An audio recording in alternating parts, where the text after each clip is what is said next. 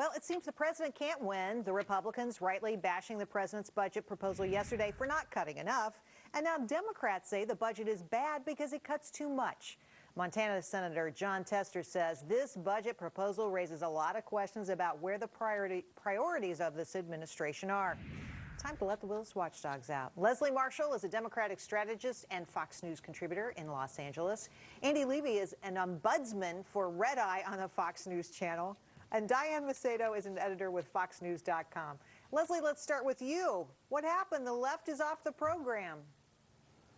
You know, I think, Jerry, that Americans don't realize the bottom line is you have to raise taxes at some point, or you have to cut from huge entitlement programs such as the war, Medicare, Social Security, which certainly the latter two neither sides want to do. I don't think the president was going to be popular with any of the cuts. I predicted that the right would say there are not enough cuts and the left would dog the cuts he did made. I am upset with some of the cuts he's made on the left because they are contrary to what he spoke about in his State of the Union address, specifically Pell Grants.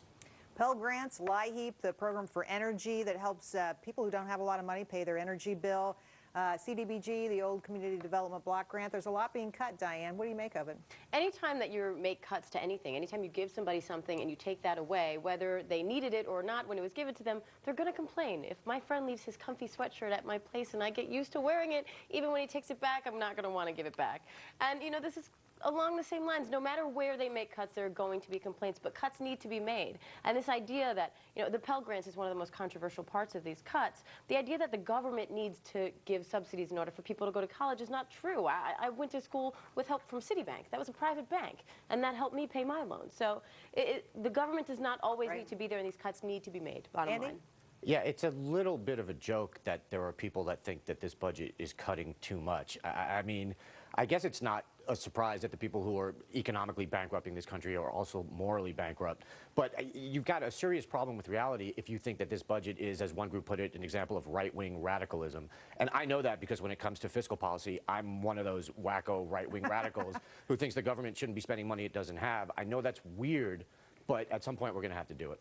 Right. Well, it's going to be a big battle, and it's going to go on forever, I think. The parent company of the New York Stock Exchange says it has agreed to be acquired by the operator of the Frankfurt Stock Exchange. Guten Tag. The deal would create the world's largest financial markets company. Diane, what do you make of the Germans taking over the NYSE? I mean, this is not new. The New York Stock Exchange merged with the European Stock Exchange in the past. The NASDAQ merged with the Swedish and so on. So it's not a new concept. Ideally, it's going to help competition. It's going to lower costs. Hopefully, they'll pass that on to the investors. But Andy, everything's going global. It's the New York Stock Exchange, though. It is the symbol of American pride in our economy. I'll tell you what the symbol of American pride was. It was Budweiser. And in 2008, Budweiser was bought by a Belgian company.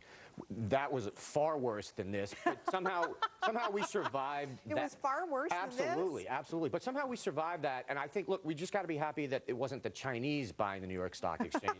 But I guess since they own all the companies that trade there, it doesn't matter to them anyway. Leslie, am I the only person here confused or concerned or worried? Jerry, we agree on this 100%. I'm wondering, maybe if the government doesn't bail people out, hey, we just go overseas and get some rich European country to do it. You know what's sad about this? American companies, New York Stock Exchange is no exception, have proven that everybody has a price, and that's pretty pathetic. Wow. That's another way to put it, that's for sure. All right, health officials in New York City have released a smartphone app to help you find free condoms. The app is designed to locate the 5 nearest venues, including hours of operations and directions. I wonder if they give you a price. Plus, some important tips on condom usage. I can't even believe I'm saying this, Andy. Yeah, this is absolutely appalling. It's outrageous. It's a horribly inefficient use of taxpayer dollars. Not the app itself, which is fine. I'm talking about that it turns out the nearest free condom dispenser is really far from here. This is not... You're upset, I can tell. Cool. Yeah, the app itself works great. Leslie? Well, Auntie, being that I'm one of those immoral people, you know, I have to say I had a professor once that said, ladies, your diaphragm doesn't work when it's in the case on your bureau. The problem with this app is although you can find out where the condoms are, I don't think in the heat of the moment they're going to run out and say, hey, there is a Store 24 or 7-Eleven around the corner. You know what I mean? So great idea, but I don't think it's very practical or going to be effective. Diane, I see people like on their way out the door to go to dinner or partying or whatever saying, Don't you? I don't, actually. I have to say, I'm with Leslie on this one. Until they can create an app where it actually spits the condom right out from under the phone, I'm not so sure that programs like this are going to be very effective. But, you know, I give them props for trying, I guess. Yeah, there's an app for everything.